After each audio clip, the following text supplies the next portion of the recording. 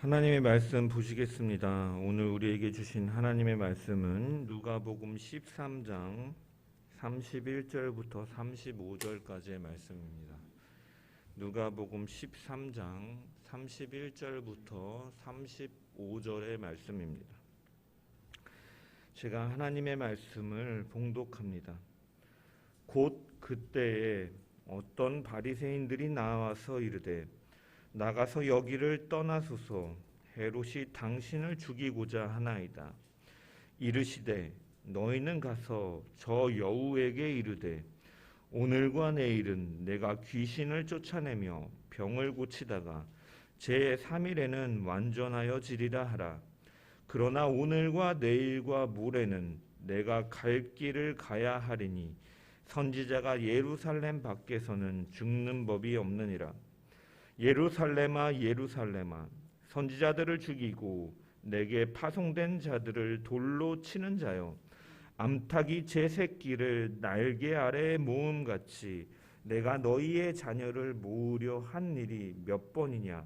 그러나 너희가 원하지 아니하였도다. 보라, 너희 집이 황폐하여 버림받으리라.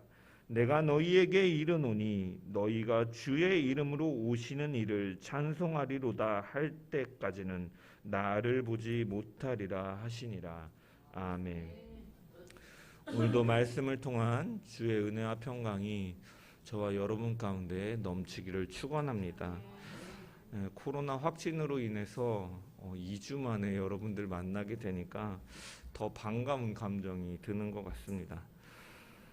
세상의 빛교회가 세상의 빛교회로 2021년 3월 첫 주부터 이제 예배를 드리기 시작했는데, 그래서 저번 주는 우리가 1주년 기념 예배로 드리자라고 광고까지 했는데, 왜 하나님은 하필이면 이 시점에 담임 목사를 코로나 걸리게 하셔가지고 성도들도 못 만나게 하고 예배를 이렇게 다른 분께 부탁하고 격리하는 시간을 갖게 하셨는가? 그래서 참 이런 생각을 좀 많이 격리 기간 동안에 하면서 좀 묵상을 했습니다. 그러다가 하나님께서 저에게 이 목회 길을 가는 저에게 있어서 굉장히 중요한 교훈을 던져주신 것이라고 생각이 했는데, 어떻게 보면 1년이 지나면서 어떻게 보면 제가 드러날 수 있는 자리, 어떻게 보면 1년 동안 수고했다, 담임 목사로서 고생했다, 어떻게 보면 제가 돌아온 길을 돌아보면서 이제 이렇게 수고했구나라는 것을 나를 드러낼 수 있는 시간에 하나님께서는 나를 지워버리심으로, 어떻게 보면 이 교회가 1년이 됐든 10년이 됐든 그 이상의 오랜 시간이 흐르든지 간에 누구에게 영광을 돌리고 누구만이 영광을 받으셔야 되는가를 저에게 분명히 보여주시는 시간이었다라는 생각이 많이 들었습니다. 그 중심에는 언제나 하나님만이 영광 받으시고 하나님만이 드러나야 된다라는 사실을 깨달으면서 담임 목사인 나는 한낱 하나님께서 사용하시는 도구에 불과한 것이지, 지금껏 인도하시고 앞으로도 인도하실 그 하나님만을 감사하고 그분께만 영광을 돌리는 것이 가장 중요하다라는 생각을 하면서 제 자신의 부재를 통해서 더 하나님의 그 은혜를 경험하는 시간을 갖게 되었습니다. 우리가 이처럼 사람을 바라보고 세상을 의지하는 것이 아니라 하나님만을 의지하면서 그분만을 영광을 돌리면서 이 신앙의 길을 묵묵히 걸어나가는 우리 교회 모든 성도들 되기를 주님의 이름으로 소망합니다. 오늘 우리가 읽은 본문의 말씀은 이 복음서 중에 유일하게 누가복음만이 기록하고 있는 말씀입니다. 예수님께서는 갈릴리 지역과 이 갈릴리 지역을 전도 활동을 하실 때 이제 바리새인들이 찾아와서 예수님을 찾아와서 이곳의 통치자인 헤롯이 당신을 죽이려고 하니까 이곳을 피하라라고 경고하고 있습니다. 이에 대해 예수님께서는 그에 대한 답변을 하시는 내용이 바로 오늘의 본문인 것입니다. 바리새인들은 왜 예수님께 나와서 그 위험을 경고하였을까요? 그들이 예수님을 걱정해서 그랬는가? 뭐 적은 확률이지만 실제로 예수님의 안위를 걱정해서 말했을 수도 있지만 그럴 가능성은 사실 매우 적습니다. 왜냐하면 이 바리새인과 예수님과의 관계는 원만한 관계가 아니기 때문입니다. 그 당시에 바리새인들은 유대 사회에서 존경받는 종교 지도자들이었습니다. 그런데 그런 그들에게 있어서 어느 날 갑자기 예수라는 사람이 나타나서 자신들보다 하나님의 말씀을, 그 진리를 탁월하게 가르치고 그들의 율법과 전통에 매여서 본질을 놓치고 있을 때 하나님의 나라를 온전히 선포하시는 그 예수님의 등장은 기득권이었던 이 바리새인들에게는 너무나 불편할 수밖에 없는 존재라는 것입니다. 따라서 이 예수님께서 사역을 하시는 내내 사실은 이 바리새인들은 예수님을 견제하며 적대적으로 대할 수밖에 없었던 것이죠. 이런 점들을 고려해 봤을 때 이들의 이러한 위험의 경고는 정말 순수하게 예수님의 안위를 걱정해서 하는 경고라기보다는 무슨 의미냐? 이런 경고를 전함으로 인해서 예수님께서 우리가 있는 이 지역에서 떠나기를 바라는 그러한 마음에서 예수님께 말씀을 드리고 있는 것입니다. 그들이 헤롯의 사주를 받아서 아니면 혹은 그와 합세해서 예수를 위협해서 이 땅에서 떠나게 하기 위해서 그들의 음모를 꾸민 것으로 우리는 유추해 볼 수 있다라는 것이죠. 여기서 언급된 헤롯은 누구냐? 여러분, 이 헤롯은요, 예수님께서 태어나실 당시에 이 베들레헴의 어린아이들을 죽인 헤롯 대왕을 말하는 것이 아니라 그의 세 아들 중에 한 명인 이 헤롯 안디바를 지칭하는 것입니다. 이 헤롯 안디바가 헤롯 대왕이 죽고 나서 이 갈릴리 지역의 분봉왕으로서 이제 세워진 사람인데, 이 헤롯 안디바는요, 이 다른 두 아들에 비해서 굉장히 정치적으로 유능한 사람으로 평가받는 사람이었습니다. 정치력과 수완이 굉장히 좋은 사람. 그래서 그는 어떠한 일들을 벌였냐면 이 로마의 속국에 있었잖아요. 그래서 로마 황제를 기쁘게 하기 위해서 이 로마 황제 디베료를 기념하여 갈릴리 바다 쪽에 있는 성의 이름을 이 디베랴라고 붙일 정도로 로마의 비위를 잘 맞추고 자신의 정치적인 안위와 그 입지를 신경을 굉장히 많이 쓰는 사람이었습니다. 그는 이 갈릴리의 분봉왕으로서 이 자기가 그렇기 때문에 자기가 통치하고 있는 이 갈릴리 지역이 로마로부터 찍히고 어떻게 보면 위험 요소로 보여지지 않기를 바라는, 로마의 심기를 거스르지 않는 상태이기를 바랬던 사람이다라는 것입니다. 여러분, 예수님의 사역은요, 많은 백성들이 따랐습니다. 많은 예수님이 가시는 곳마다 많은 무리들이 따랐고 그의 말씀을 듣기 위해서, 그분을 만나기 위해서 수많은 무리들이 함께 움직이는 그러한 세력이었다는. 그렇기 때문에 이 헤롯이 예수님을 보기에 반역의 위험성이 있다라고 생각했을 것입니다. 왜? 이전에도 이스라엘 민족들이 따르던 이 지도자들 중에 반역을 시도했다가, 로마로부터 반역을 시도했다가 실패한 케이스들이 있기 때문에, 또한 그는 개인적으로도 보면은 자신의 형제인 이 헤롯 빌립의 아내 이 헤로디아를 빼앗고 세례 요한을 죽인 사람입니다. 그래서 예수님께서 이 하나님의 말씀을 바르게 전하고 계시는 그분이 그곳에 위치하고 계시다는 사실이요, 굉장히 불편하기 때문에 죽이려고 하고 쫓으려고 하는 것입니다. 예수님께서는 이 바리새인들의 경고를 듣고 어떻게 하시느냐? 그들은 이거를 듣고 예수님이 빨리 이곳을, 이 자리를 떠나서 피했으면 좋겠다, 다른 데로 갔으면 좋겠다라고 원해서 말했지만 그들의 경고를 예수님께서는 피하지 않으셨습니다. 오히려 32절부터 33절의 말씀을 보면 어떻게 보면 출사표와 같은 자신의 의지를 분명하게 내비치시고 드러내고 있다라는 것입니다. 우리 32절 33절의 말씀을 한번 읽어보겠습니다. 시작.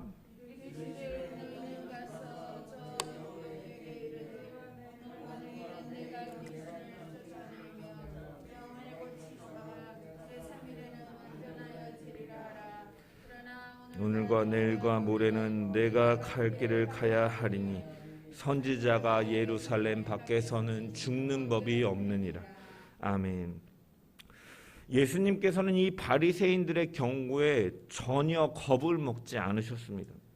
헤롯이 죽이려 한다는 이 살해 위협 속에서도 그가 무섭고 두려워서 자신이 하고자 하는 이 사역의 일정을 변경하지 않으셨습니다. 오늘과 내일은 내가 귀신을 쫓아내며 병을 고치다가 제3일은 완전하여지리라 말씀하셨습니다. 그리고 이 말을 저 여우에게 가서 전해라라고 말합니다. 여러분, 이 여우는요, 헤롯 안디바를 지칭하는 것이죠. 여러분, 예수님께서 이 헤롯 안디바를 여우라고 지칭합니다. 여러분, 여우는 어떠한 동물입니까? 제가 주중에 이제 자가격리를 마치고 이제 아이들이 거의 한 10일 가까이 이제 집에만 있다 보니까 너무나 답답해서 이제 잠깐 바람을 쐬어주려고 가까운 이제 서울대공원 이 동물원에 데리고 갔습니다. 거기서 이제 코끼리도 보고 사자도 보고, 주원이가 특히 호랑이를 좋아해가지고 이 호랑이를 보러 갔어요. 이 서울 그 동물원은 호랑이가요 제일 그 안쪽에 있습니다. 산 쪽에 가까이 있어가지고 곰하고 호랑이가. 그래서 그 호랑이를 보려고 열심히 가는데 호랑이 우리가 한참 한 50m, 뭐 30m 이 정도 떨어져 있는데 어디서 이렇게 어흥 하는 소리가 이렇게 막 울리는 소리가 들리더라고요. 그래서 천지가 울린다라는 말이 이런 말이구나라는 생각이 들 정도로 그 호랑이가 이렇게 울부짖는 그 어흥 소리가요, 이렇게 막 사람들이 이게 대체 무슨 소리야 보니까 호랑이 소리였구나 할 정도로 이 쩌렁쩌렁하게 울리고 있었습니다. 그래서 이 진짜 옛날 사람들이 산속에서 진짜 호랑이 어흥 소리 들리면 이 사지가 부들부들 떨리고 몸이 굳겠구나 하는 그러한 생각들을 하게 됐는데, 이제 우리가 이제 우리 앞으로 가서 이제 호랑이를 구경하는데 이제 날이 조금 이제 뭐 따뜻해지고 적당하다 보니까 호랑이가 활동을 많이 하더라고. 그래서 어슬렁 거리면서 이렇게 왔다 갔다 하면서 보는데 덩치도 크고 앞발도 이렇게 막 커서 한 대 맞으면 진짜 사람이 휙 날아가 버릴 것 같고. 그래서 주원이하고 저하고 이렇게 유리 앞에서 이렇게 보고 있었습니다. 근데 호랑이가 오더니 정말로 주원이가 이렇게 보고 있는데 호랑이가 그 앞에 이렇게 딱 얼굴을 대더라고요. 그러니까 주원이가 너무나 깜짝 놀라가지고요, 무서워가지고 제 뒤로 숨었습니다. 근데 이처럼 호랑이 하면은 우리가 이 산중의 왕이다라고 이렇게 말할 정도로 좀 무서운 존재, 두려운 존재다라는 것이죠. 유대인들에게도 이 비슷한 인식이 있는데, 랍비들이 이 위험한 인물에 대해서 동물에 빗대어서 지칭할 때 주로 사용하는 동물은 뭐냐? 사자입니다. 사자. 동물의 왕 사자는 여러분 알다시피 이도 크고 갈기도 크고 덩치도 크고 위협감이 있기 때문에 사자로 많이 지칭한다는 거예요. 그러나 예수님께서 언급하신 여우는요, 위협적이거나 위험스러운 존재를 가리켜서 빗대어 말하는 동물은 아니다라는 거예요. 여우는 간교하고 교활하고 간사한 것을 지칭하는 동물이다라는 것이에요. 여러분, 헤롯이요, 이 정치적인 지위를 누리기 위해서 여우처럼 수단 방법을 가리지 않고 교활하게 간교한 술수를 쓰는 사람이다라고 예수님께서는 말씀하시는 거예요. 그리고 여우는 어떻게 보면 사자 같은 것들에 비하면 아주 보잘것없는, 하찮은 것, 가치 없는 어떻게 보면 위협적인 존재가 아님을 예수님께서는 두려워하지 않는다라는 의미로 헤롯을 여우라고 지칭해서 여우에게 가서 전해라 라고 말씀하고 계신 것이죠. 여러분, 헤롯이 실질적으로 예수님에게 전혀 위협을 주지 못하는 인물이기 때문에 예수님께서 그렇게 말씀하신 것이 아님을 우리는 기억해야 됩니다. 여러분, 그는 권력을 가진 사람이었습니다. 충분히 자신의 권력을 위해서 사람의 목숨을 취할 수 있는 사람이었다라는 것이요.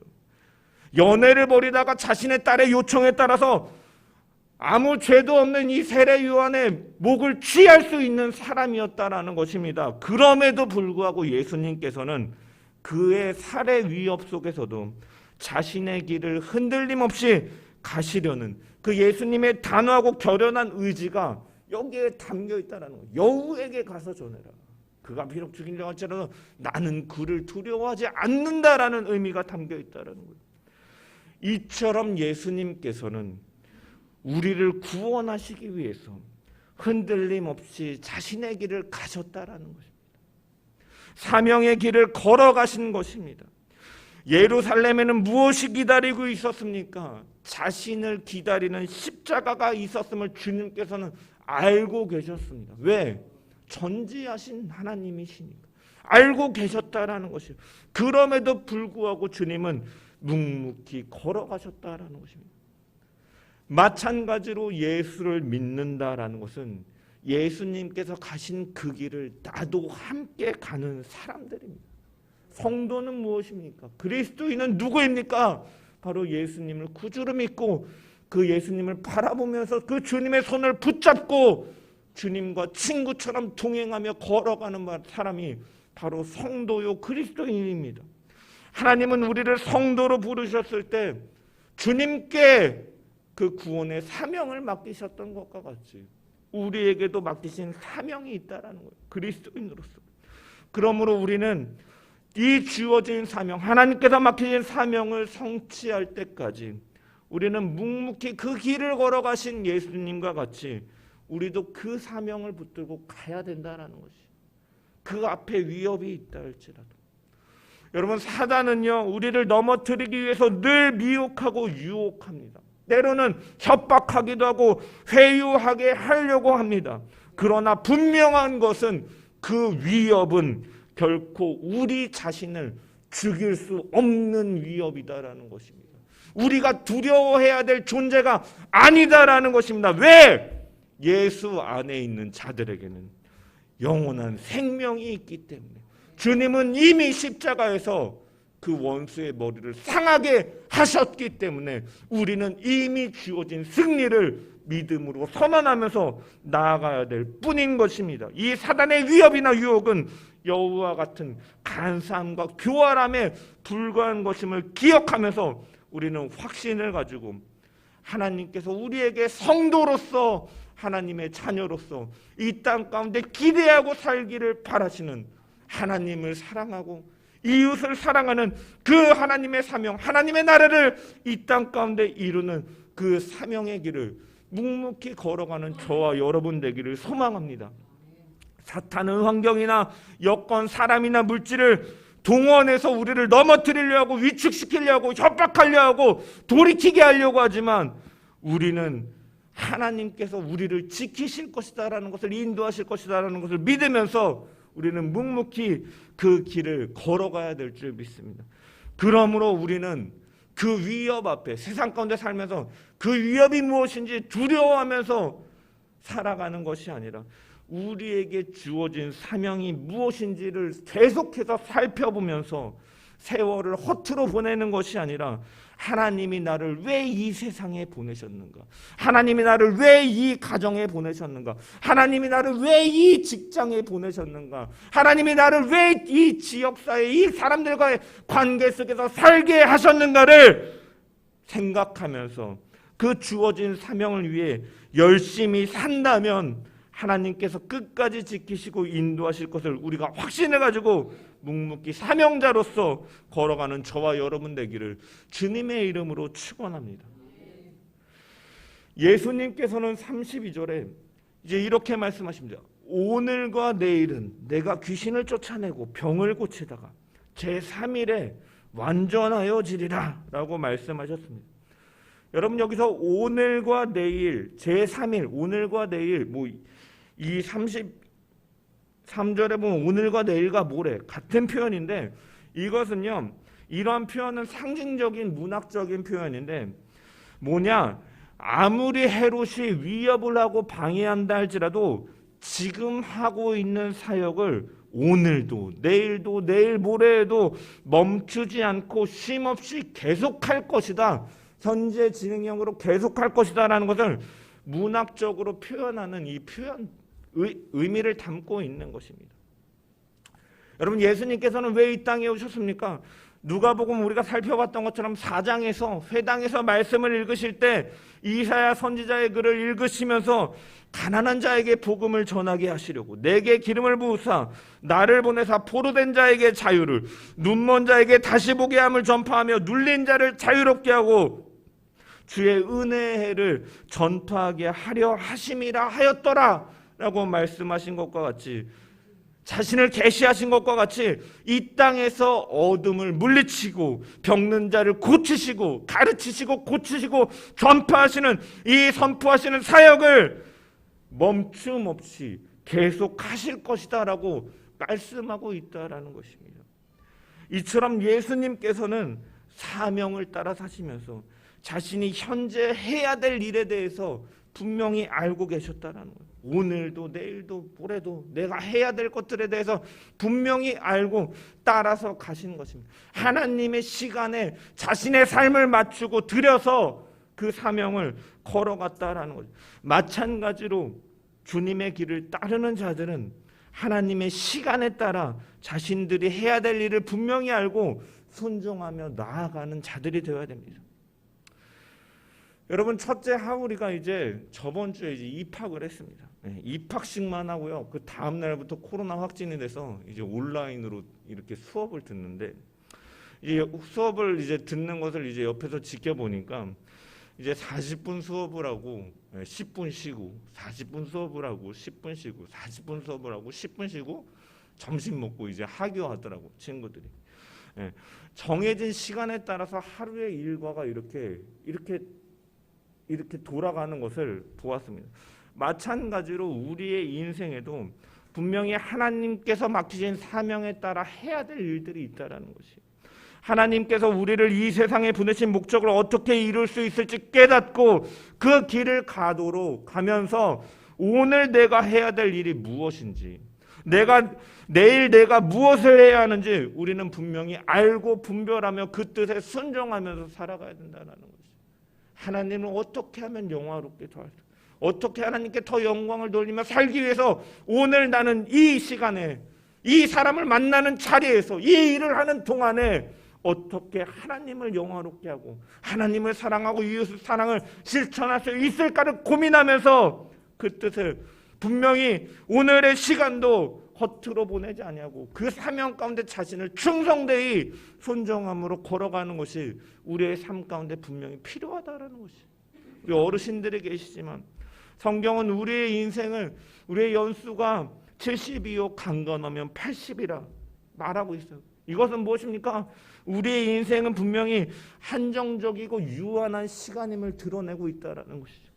그런 시간 가운데 우리는 시간을 헛되이 보내는 것이 아니라 하나님의 사명을 쫓아 자신이 해야 될 일을 분명히 알고 그 시간표에 따라서 하나님 나라의 일을 감당해 나가는 것이 우리에게 분명히 필요함을 기억하면서 하루하루 호흡이 있는 살아가는 동안에 오늘은 무엇을 통하여 하나님께 영광을 돌릴까 고민하며 그분의 시간에 나의 삶을 맡기고 순종하며 걸어나가는 저와 여러분 되기를 주님의 이름으로 축원합니다.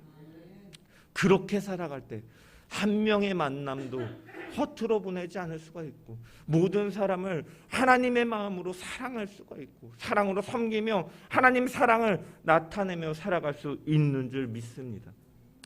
또 예수님께서 이 귀신을 쫓아내고 병을 낫게 하고 제3일에는 완전하여진다라고 말씀하셨습니다. 여러분, 이 표현은요, 하나님 나라를 선포하고 확장시키는 예수님의 사역의 모습을 보여주는 표현입니다.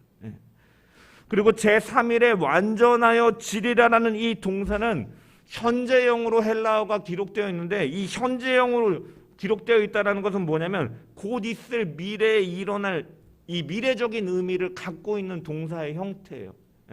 그래서 즉 머지않은 미래에 반드시 성취될 예수님의 사역을 가리키는 표현이기도 하다라는 것입니다. 오늘은 지금 말씀하고 계시는 현재를, 내일은 인류를 구원하시기 위해서 고난받으시기 위해서 예루살렘으로 걸어가시는 시간을 의미하는 것이고, 그리고 제3일은 예루살렘에서 십자가의 고난을 통하여서 모든 인류의 죄를 사하시고 그가 죽었다가 다시 살아나심으로 부활하심으로 인해서 그 구속사역을 완전하게 이루실 것을 가리키는 것으로 해석할 수 있다는 것입니다. 이런 관점, 이런 해석의 관점으로 33절을 보면 예수님께서 왜 이렇게 말씀하셨는가가 더 명확해지는 것이죠. 그러나 오늘과 내일과 모레는 내가 갈 길을 가야 하리니 선지자가 예루살렘 밖에서는 죽는 법이 없느니라. 선지자가 예루살렘 밖에서는 죽는 법이 없느니라라는 것은요, 반대로 이야기하면 예루살렘에서 죽는다라는 것이죠. 예루살렘에서 죽는 것, 예수님께서는 예루살렘에서 붙잡혀 십자가를 지시고 거기 달려 돌아가시는 이름을, 주님은 그것을 위해서 거룩하고 계심을 우리는 알 수 있다라는 것입니다. 이 예루살렘은 하나님께서 이스라엘 백성들의 이 각성과 회개를 위해서 반복해서 보내신 많은 선지자들과 예언자들을 죽인 도시를 의미하기도 하는 것이죠. 하나님의 부르심에 강팍한 마음으로 불순종하고 하나님 앞에 배신하고 반역한 이스라엘을 가리키기도 하는 표현인 것입니다. 주님은 그 앞에 죽음이 있음을 알고 계셨다라는 것이에요. 그럼에도 불구하고 주님은 그 길을 가셔야만 됐다는 거예요. 왜? 십자가에 달려 돌아가시는 것만이, 죽으시는 것만이 바로 하나님의 백성을 구원하시기 위해서 그가 해야 할 이름을 알고 계셨기 때문이고, 그가 아버지에 의해 이 세상에 오신 목적이었기 때문이었습니다. 그 누구도 그 무엇도 이 사명을 완수하려는 그의 뜻을 꺾을 수 없기 때문에 그는 묵묵히 걸어가셨다라는 거예요. 마찬가지입니다, 여러분. 인생을 살면서 하나님이 부르신 이 목적대로 인생의 길을 걸어갈 때, 신앙의 길을 걸어갈 때 수많은 방해 세력들이 우리의 길을 가로막습니다. 환경이, 때로는 물질이, 때로는 사람이, 때로는 어떤 가족이 방해하기도 합니다. 그러나 사명을 받은 사람은 그 목적지를 향해 예수님께서 예루살렘을 향해서 걸어가신 것과 같이 우리는 순종함으로 나아가야 됩니다. 왜? 하나님의 계획과 뜻에 순종하는 것이 바로 그리스도가 보이신 생명의 길이었고, 그것이 바로 십자가의 길이었고, 그 좁은 길을 가라고 말씀하신 그 주님의 길이었기 때문인 줄 믿습니다. 이 길을 걸어가는 저와 여러분 되길 소망합니다. 여러분의 가는 길의 목적지를 알고 계십니까? 어디를 향해 열심히 가고 계신지 여러분 알고 계십니까? 우리는 이것을 날마다 점검해 봐야 됩니다. 내가 정말로 하나님께서 부르신 길을, 그 목적지를 향해 가고 있는가? 아니면 어느새 내가 나는 청지기로 왔는데 왜 주저앉게 됐는가? 왜 나는 졌는지라고 있는가? 나는 하나님을 바라봐야 되는데 왜 세상을 바라보며 하나님으로부터 틀어져 있는가? 점검해 보면서 흔들리지 않고 돌아보지 않고 앞을 향해 전진하는 그리스도인들의 삶 되기를 주님의 이름으로 축원합니다. 여러분, 우리 인간의 삶은요, 본성적으로 이 안일과 평안과 재미를 추구하게 돼 있다라는 거예요. 그래서 우리가 이것을 날마다 리프레시하고 환기하고 목적을 계속 확인하지 않으면 이런 것들을 붙들고 살아가게 될 가능성이 너무나 많이 있다라는 것입니다. 그렇기 때문에 우리는 날마다 하나님의 뜻을 분별하며 그 뜻을 우리의 삶에 초점으로 두고 살아가야 됩니다. 그렇기 때문에 우리는 날마다 말씀을 가까이 해야 됩니다. 이 말씀 가운데는 하나님의 계시와 뜻이 담겨 있기 때문에 말씀을 통해 내 삶을 비춰보고 잘못된 길로 가고 있으면 돌이켜서 갈 수 있도록, 레위가 경로를 벗어났을 때 재탐색하였습니다 하는 것과 같이 우리는 말씀과 기도를 통하여 늘 하나님의 뜻에 내 삶을 맞추고 살아가야 될 줄 믿습니다. 그 길이 실패하는 길처럼 보일 수가 있습니다. 하나님은 예수님을 예루살렘에서 죽이셨습니다. 인간적인 눈으로 봤을 때 십자가에 달려 죽으신 예수님은 실패하는 것처럼 보였습니다. 실패한 것으로 여겨졌습니다. 그러나 그 길은 거기서 끝난 것이 아니라 그는 구원의 사역을 창시하시고 부활하심으로 그 영원한 영광의 자리에, 하나님 우편의 자리에 하나님께서는 다시 살리셔서 앉히셨은 것을 바라보면서 우리에게도 그러한 비전이, 소망이 우리 가운데 주어져 있다라는 것이죠. 그렇기 때문에 우리는 결코 낙심하는 것이 아니라, 절망하고 멈추는 것이 아니라 그 하나님이 주시는 상급을 바라보면서 묵묵히 걸어가는 저와 여러분 되기를 소망합니다. 계속해서 34절의 말씀을 우리 한번 읽어보겠습니다. 시작. 예루살렘아 예루살렘아 선지자들을 죽이고 내게 파출된 자들을 돌로 치는 자여, 암탉이 제 새끼를 날게 하려 몸같이 내가 너희의 그러나 너희가 원하지 아니하였도다. 아멘. 여러분 31절부터 33절까지 우리가 지금까지 살펴본 것처럼 어떻게 보면 예수님의 이 의지가 굉장히 단호하고 결연한 의지의 모습으로 이 말씀하고 계신 것이라면 이 34절에 보여주는 예수님의 모습은요, 이 마음은요, 슬픔과 안타까움으로 어떻게 보면 부르짖는 절규와도 같은 것입니다. 하나님의 백성들을 향해서. 예루살렘은 이스라엘의 신앙의 중심지로서 이스라엘 민족 전체를 대표하는 이름이기도 한데, 예루살렘이 선지자를 죽이고 하나님이 파송한 선지자들을 돌로 치며 암탉이 제 새끼를 날개 아래 모음같이 하나님께서 그 자녀를 모으려고 해도 그것을 원치 않았다라는 것을, 이 이스라엘이 하나님의 사랑에 대한 배신, 그 반역하였음을 보면서 안타까워하시면서 예루살렘아 예루살렘아 하나님은 너희를 모으려 하였지만 너희가 부인하고 배신하고 원하지 아니하였도다. 애통하여 말씀하고 있어요. 그러면서도 주님은 걸어가시는 것이에요.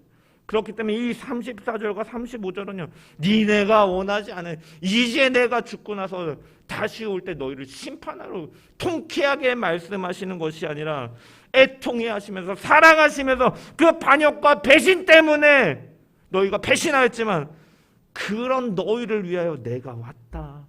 내가 십자가에서 달려 돌아가심으로 인해서 자신의 백성을 끝까지 품으시려고 돌보시는 하나님의 그 사랑과 구원의 은혜를 주님은 그 마음을 품고서 이 예루살렘을 향해 가고 계신 것임을 우리는 기억해야 된다는 거예요.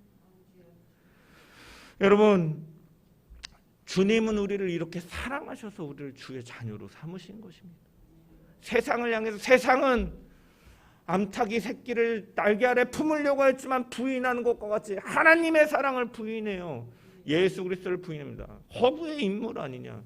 어떻게 그 사람이 죽은 게 나와 무슨 상관이 있느냐. 부인하고 부정하고 하나님의 이름을 모독합니다. 그럼에도 불구하고 하나님의 구원의 그 계획은 계속해서 가고 있는 것이고 오늘을 살아가는 우리에게 이 사명을 맡기신 것입니다.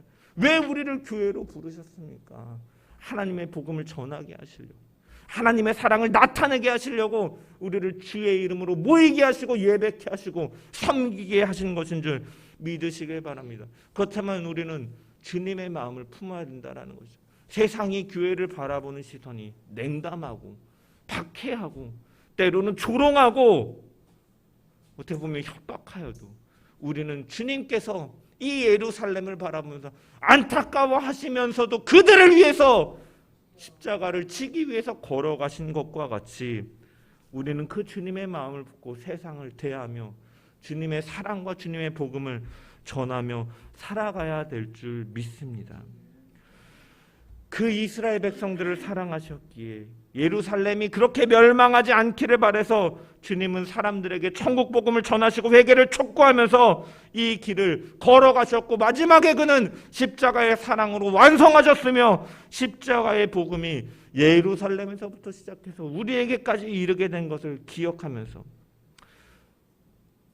그 주님의 사랑을 기억하고 그 주님의 사랑으로 살아가는 저와 여러분 되기를 주님의 이름으로 축원합니다. 말씀을 마무리하겠습니다. 사명을 따라 사신 예수님은 헤롯의 살해 위협 속에서도 묵묵히 그 길을 걸어가셨습니다.